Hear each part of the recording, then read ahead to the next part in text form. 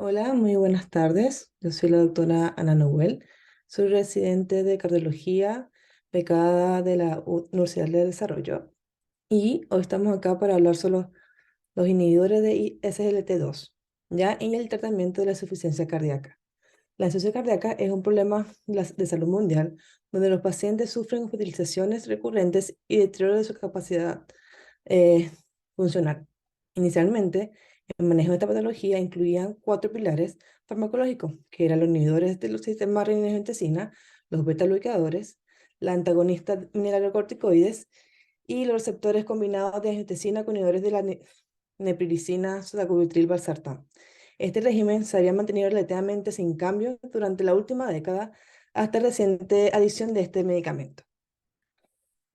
Primero, vamos a hablar sobre el mecanismo de acción de este fármaco y antes de eso vamos a hablar un poco que en condiciones fisiológicas, en un adulto sano, el glomérulo a nivel renal filtra aproximadamente 180 gramos de glucosa al día y los túbulos reabsorben todo en su totalidad, ¿ya? La glucosa puede ser detectada en orina cuando su concentración plasmática es mayor de 200 miligramos de cilitro y, por lo tanto, la glucosura es un hallazgo característico de los diabéticos no tratados. La membrana celular son impermeables a la glucosa y requieren de una proteína de transportador de membrana y que estos están acoplados con el sodio. Y estos son los inhibidores, los SGLT1 y SGLT2, ¿ya? Y que el SGLT1 se encuentra presente en el riñón, intestino y en el corazón, y los SGLT2 se expresan casi exclusivamente en el riñón y esto se encuentra en el segmento S1 de túbulo contorneado proximal, el cual presenta aproximadamente el 90% de la glucosa absorbida. Por lo tanto, el trigger de este medicamento es bloquear este transportador. Vamos a tener que estos fármacos se iniciaron con la dapagliflozina en el 2008, seguido con la canagliflozina en el 2010, luego la ipragliflozina, seguido por la tofagliflozina, la EMPA, en el 2012 la lucioglifosina y por último, en el 2019 sale la sotaglifosina, teniendo efecto en varias esferas en el organismo. Y como primer efecto vamos a tener el efecto metabólico, el cual fue por el que inicialmente se introdujo en el mercado, ya que estos inhibidores reducen la hemoglobina glicosilada en los pacientes diabéticos entre un 0,5 a 1%, produciendo así una pérdida calórica equivalente a aproximadamente 200 kilocalorías día. Y estos pacientes pueden producir pérdida de peso de aproximadamente 2 a 3 kilos que se desarrollan aproximadamente en 6 meses y luego esto se va a estabilizar. Con respecto al efecto en el sistema cardiovascular, al producir natriuresis y glucosuria, esto va a producir una diuresis osmótica, por lo cual reducen lo que es la precarga cardíaca, produciendo así una reducción de la congestión pulmonar y del edema sistémico. Esta depresión del sodio puede mejorar el remodelado del ventrículo izquierdo y tanto así la fracción de eyección. Además, puede reducir la poscarga cardíaca y esto a reducir la presión arterial, ya que esto puede tener la capacidad de reducir la presión arterial sistólica en un 4 a 6 milímetros de mercurio y la diastólica en un 1 a 2 milímetros de mercurio. Y también se ha visto que disminuye la rigidez arterial. Además, esta reducción del volumen plasmático va a producir lo que es una reducción del estiramiento miocárdico, por lo tanto, una disminución de los niveles de péptido natriúrtico y se va a traducir a una producción en la mejoría de los síntomas y de la capacidad funcional. La mejora del metabolismo cardíaco y del aumento de la resolución del magnesio y potasio que se ha descrito en estos fármacos en el líquido tubular también podría ejercer un efecto hasta antiarrítmico que podrían resultar en tasas más bajas de muerte cardíaca súbita. Y aparte de esto, también se ve que está involucrada en la reducción del ácido úrico y del estrés oxidativo, ya que ellos se asocian a una reducción de los niveles de ácido úrico, probablemente por un efecto uricosúrico a través del transportador GLU 940. Y en estudios con animales, la empolifosina también redujo el estrés oxidativo. Y esto es importante ya que la elevación del ácido úrico se asocian con estrés oxidativo y un aumento de la especie de reactivo de oxígeno, por tanto, un aumento de citoquina, que esto hace activación del sistema renina-angiotensina y por lo tanto contribuye a la hipertensión arterial. También otro efecto importante de este medicamento es el aumento del hematocrito. Produce un aumento de los niveles de hemoglobina y hematocrito, y este aumento proporciona una mejor oxigenación tisular miocárdica y con la mejora resultante de la función cardíaca. Esta vía se regula a través de la expresión del factor 1 alfa inducible por hipoxia y subsecuente secreción de eritropoyetina. También se describe una disminución de la inflamación, reducen así los biomarcadores de inflamación en modelos animales, y en modelos de ratas se ha visto que los efectos antiinflamatorios pueden estar mediados por la inhibición de la actividad nafosfatooxidasa y la disminución de la formación de productos finales de glicosilación avanzada. La canagliflozina se describe que inhibe las vías inflamatorias mediante el bloqueo de la secreción de citoquinas y quimiosinas estimuladas por interleuquina 1B de las células endoteliales vasculares. Por lo tanto, puede mejorar lo que es la función endotelial, ¿ya? La empagliflozina también ejerce efectos cardioprotectores, antiinflamatorios y regeneradores de vasos al desplazar las células progenitoras vasculares circulantes hacia la fase M2. Estos cambios, por lo tanto, pueden beneficiar tanto a las secuelas de los diabéticos como la insuficiencia cardíaca, especialmente en la difusión vasculares y en la fibrosis. Con respecto al remodelado cardíaco, en animales se ha observado una disminución de la fibrosis cardíaca, la inflamación y del estrés oxidativo. Por lo tanto, se ha objetivado mejora en la función diastólica y de la hipertrofia ventricular izquierda, al tiempo que reducen la fibrosis miocárdica y la expresión de proteínas fibróticas y prohipertróficas. En humanos, se ha informado recientemente un análisis en pacientes diabéticos con una glicosilada basal de 7.3 y enfermedad cardiovascular establecida, que se sometieron a ecografía transtorácica antes y después de 3 meses de un tratamiento con empagliflozina. Y se observó una reducción significativa en el índice de masa del ventrículo izquierdo y una mejoría de la función diastólica determinada por un Doppler tisular. Con respecto a los efectos adversos, hay un aumento en la tasa de infecciones genitourinarias y se ha descrito un aumento de incidencia de infecciones micóticas genitales en grupos tratados con empagliflozina, y que este efecto es mayor tanto en mujeres como en hombres no circuncidados, ¿ya? Y el posible riesgo de gangrena, hay posible riesgo de gangrena de Fournier. También se ha descrito hipotensión postular, que debido a la depresión de volumen por efecto de diuresis osmótica y natriuresis combinado con el efecto reductor de la presión arterial, existe un potencial causante de hipotensión sintomática. Otros efectos adversos que se ha descrito es la poliuria, la cetoacidosis diabética normoglicémica, injuria renal aguda, y también se ha descrito un aumento de tasa de fracturas óseas. Y esto se debe a que está asociado a la disminución de la densidad mineral ósea y a la osteoporosis. Y se cree que esto aumenta la concentración sérica de fosfato con el potencial de afectar adversamente a lo que es el metabolismo óseo. Entonces, otro efecto adverso que se describió en el estudio Canvas fue que los pacientes que tomaban canagliflozina tenían un riesgo de amputación casi 2 veces mayor, 6.3 frente a 3.4 por 1000 pacientes al año. Y de estos, alrededor de 2/3 fueron amputaciones menores a nivel del dedo del pie o transmetatarsiano.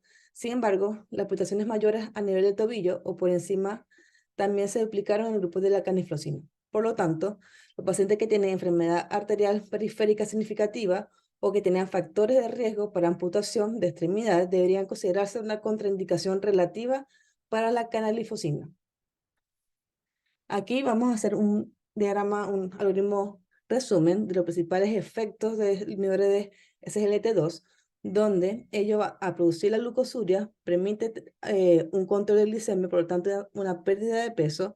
Además, a través de su natriuresis, a través de la retroalimentación tubuloglomerular, produce una disminución de la presión de la sanguínea, una reducción de la presión intraglomerular y una reducción de la sobrecarga de volumen. Además, vamos a tener que estos fármacos disminuyen el estrés oxidativo, disminuye lo que es la inducción a la fibrosis, disminuye la inflamación local, disminuye la rigidez arterial, el daño mitocondrial y la activación del sistema simpático y ácido úrico. Y también tiene efecto favorecedor de aumento del hematocrito. Y todo esto conlleva a una protección tanto renal como cardiovascular, produciendo lo que es una disminución del remodelado del ventrículo izquierdo, un aumento de la función sistólica y una disminución de lo que es la precarga y postcarga. ¿Qué tenemos con respecto a la evidencia? El EMPA-REG Outcome fue el primer estudio que mostró una reducción de la mortalidad cardiovascular en pacientes de alto riesgo con diabetes mellitus. Ya este estudio incluyó 7.020 pacientes, de los cuales eran diabéticos y enfermedades cardiovasculares, y hicieron un seguimiento de 3.1 años. Ellos les dieron a un grupo 10 miligramos de empagliflozina y que esto después se aumentó a 25 miligramos si se usaba para control glicémico. Y al otro grupo se le dio placebo. La indicación actual en ese estudio fue reducir el riesgo de muerte cardiovascular en pacientes diabéticos y enfermedad cardiovascular establecida. Y como consideraciones de uso es que se debe suspender en pacientes que tienen alta filtración glomerular persistentemente inferior a 45 y que se puede usar en insuficiencia hepática con un 78% de biodisponibilidad. El outcome principal fue la muerte por causas cardiovasculares, infartos de miocardio y accidentes cerebrovasculares no mortal, demostrando un beneficio significativo en los pacientes con empagliflozina versus el placebo, un 10.5% versus un 12.1% respectivamente. Y además, se describe que no hubo diferencia significativa en las tasas de infarto de miocardio o accidentes cerebrovasculares, pero hubo un 38% menos de riesgo de muerte cardiovasculares y una reducción de 32% de riesgo de muerte por cualquier causa en la empagliflozina. Luego vamos a tener el estudio Canvas, donde ellos incluyeron 10.142 pacientes diabéticos con elevado riesgo cardiovascular con tasa de filtración glomerular mayor de 30 milímetros minuto. Hicieron un seguimiento de 3.6 años. ¿Ya? A ellos le dieron medicamento de canagliflozina 100 miligramos con el desayuno y que se pudo aumentar hasta 300 miligramos con el desayuno, si la tasa de filtración era mayor de 60. Su indicación era reducir el riesgo de empeoramiento de la función renal, muerte cardiovascular y hospitalización para la insuficiencia cardíaca en pacientes diabéticos con una albuminuria mayor de 300 miligramos día. Una de sus consideraciones de uso era que tenían un 65% de biodisponibilidad oral, no se recomienda en insuficiencia hepática grave y no está recomendado si la tasa de filtración glomerular es menor de 30. ¿Ya? Y además tiene una advertencia de, como mencioné anteriormente, mayor de amputación. Por lo tanto, no se debería indicar o tener contraindicación relativa en pacientes que tienen enfermedad vascular periférica. Y en este estudio provocó una reducción del 14% del outcome de eventos cardiovasculares combinados entre muerte cardiovascular, infarto de miocardio y accidentes cerebrovasculares. El siguiente estudio total fue el Declare TIMI 58, que este usó fue la dapagliflozina, y ellos incluyeron un mayor número de población, 17.000 pacientes, de los cuales eran diabéticos con múltiples factores de riesgo cardiovasculares. Ellos hicieron un seguimiento de 7.2 años, de 4.2 años, y se le administró 5 miligramos al día, que después se aumentaron a 10 miligramos al día de dapagliflozina. Su indicación actual fue de reducir el riesgo de hospitalizaciones por insuficiencia cardíaca en adultos con diabetes y enfermedad cardiovascular o factores de riesgo establecidos. Y había que tener consideración sin ajuste de dosis en la disfunción hepática, pero con estudios, pero con poco estudio en insuficiencia hepática grave. Y no se recomienda en tasa de filtración glomerular menor de 45. Y estaba contraindicado en pacientes menores de 35. ¿Ya? Y ellos incluyó en este estudio, se incluyó un 10% de estos pacientes tenían insuficiencia cardíaca prevalente de cualquier tipo, reducida o preservada, y se objetivo que tuviera una reducción del 17% de las muertes cardiovasculares o las hospitalizaciones por insuficiencia cardíaca, un hallazgo impulsado por una reducción relativa de un 27% de riesgo de hospitalización por insuficiencia cardíaca. Luego tenemos el SOILS WHF, que es sobre la sotaglifosina, que este fue el primer estudio que evaluó el inicio temprano de los inhibidores SLT2 luego de hospitalizaciones por insuficiencia cardíaca y comprendía en pacientes diabéticos que tuvieron una hospitalización reciente por insuficiencia cardíaca donde fueron autorizados a recibir sotaglifosina o placebo iniciada bien sea antes o inmediatamente después del alta. Ellos incluyeron 1.222 pacientes diabéticos que tenían hospitalizaciones recientes y que hicieron un seguimiento de 9 meses. A ellos se le administraron 200 miligramos una vez al día de sotaglifosina y que se puede aumentar hasta 400 miligramos al día. Como indicación fue la reducción de muertes por causas cardiovasculares, hospitalizaciones y visitas de urgencia por insuficiencia cardíaca. Y las consideraciones de uso en estos pacientes era que producían diarrea, infusiones micóticas genitales, depresión de volumen, cetoacidosis diabéticas, y fueron más comúnmente con la cetaglifosina en comparación con el placebo. ¿Ya?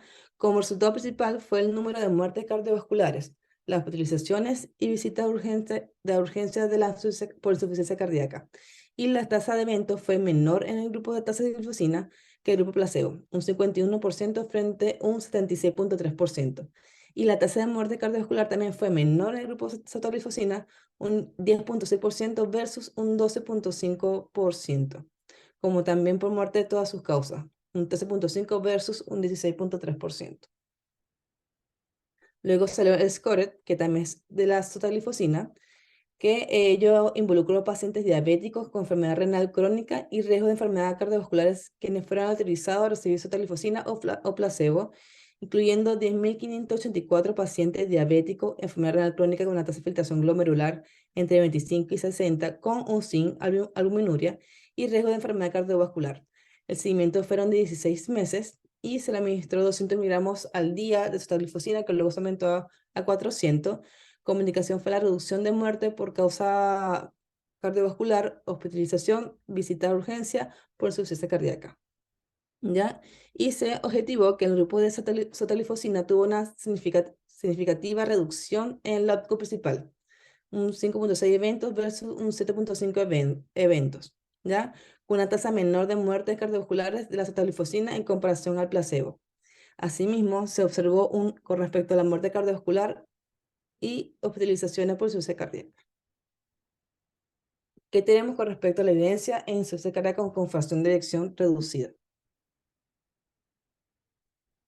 El primer estudio que salió fue el DAPA-HF, que es de la dapagliflozina, el cual se extendió el beneficio de los inhibidores SGLT2 en pacientes diabéticos a pacientes con insuficiencia cardíaca con fracción de eyección reducida sin diabetes. Este estudio incluyó 4.744 pacientes con insuficiencia cardíaca con fracción de eyección reducida con y sin diabetes, una FEBI menor de 40%, y sin un seguimiento de 18,2 meses. Se le dieron una dosis de 10 miligramos de dapagliflozina versus placebo. Como indicación fue la reducción del riesgo de muerte cardiovascular y hospitalización por insuficiencia cardíaca en adultos con insuficiencia cardíaca con fracción de eyección reducida, con NIJA de entre 2 a 4. ¿Ya? Entre las consideraciones es que sin ajuste de la dosis en la difusión hepática y que no se recomendaba a menos de 45 milímetros de minuto y que estaba contraindicado menos de 35. Y en este estudio, la mayoría de los pacientes, un 58%, no tenía antecedentes de diabetes al inicio del estudio.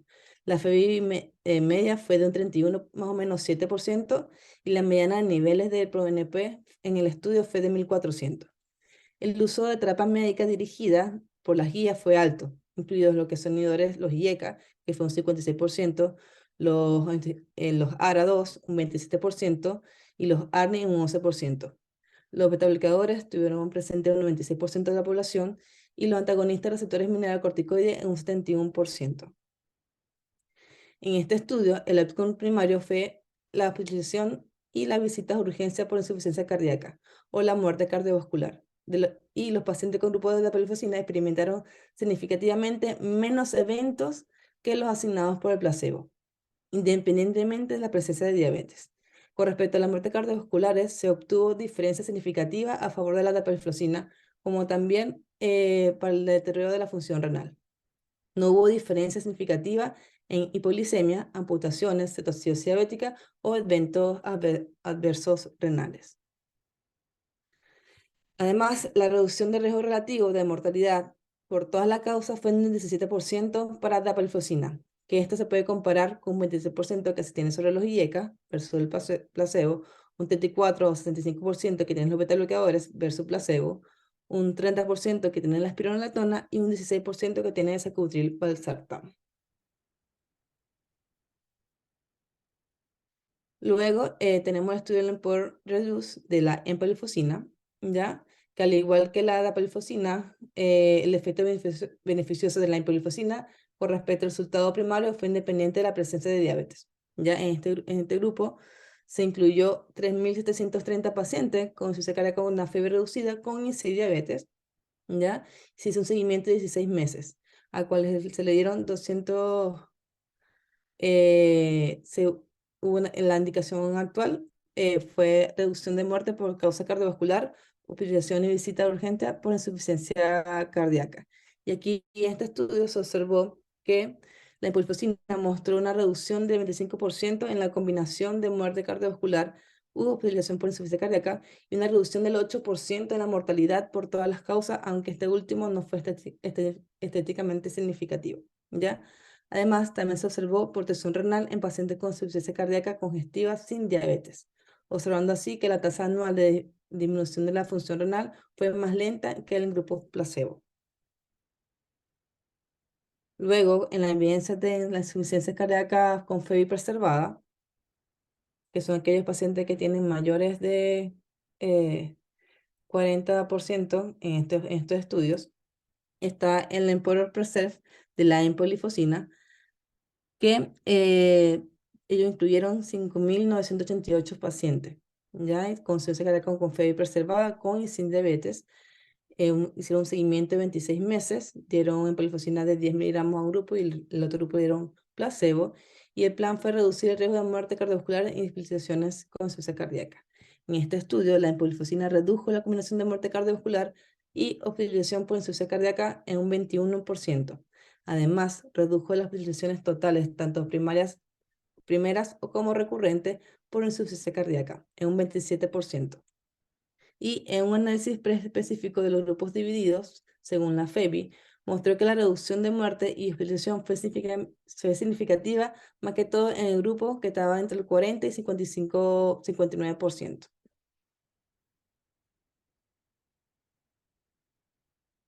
Y en el último estudio que salió sobre los ISTL2 es el DELIVER, ya que el estudio fue la dapagliflozina, que ellos incluyeron 6.263 pacientes con insuficiencia cardíaca preservada con y sin diabetes, con un seguimiento de 2.3 años. ¿Ya? Le dieron dapagliflozina, un 10 miligramos a un grupo y placebo al otro. Y el plan fue reducir el riesgo combinado de empeoramiento de insuficiencia cardíaca o muerte cardiovascular en pacientes con insuficiencia cardíaca con FEBI preservada. Y en este estudio se observó un empeoramiento de la insuficiencia cardíaca en un 11.8% en pacientes con el grupo de apelfosina frente a un 14.5% del grupo placebo. Y además, la muerte cardiovasculares ocurrió en un 7.4% en pacientes con dapagliflozina versus un 8.3% con el placebo. Además, es importante que en este grupo se destacó que los resultados fueron similares en los pacientes con FEBI de 60% o más, o en aquellos que tenían FEBI inferior a 60%, y además en aquellos que tenían una FEBI recuperada. Y los resultados fueron similares en sus grupos preespecificados, incluidos pacientes con y sin diabetes, por lo que estos resultados representan el primer ensayo que muestran beneficios inequívocos de cualquier fármaco de los primeros resultados como en la insuficiencia cardíaca con paciente con FEBI preservada. Muchas gracias.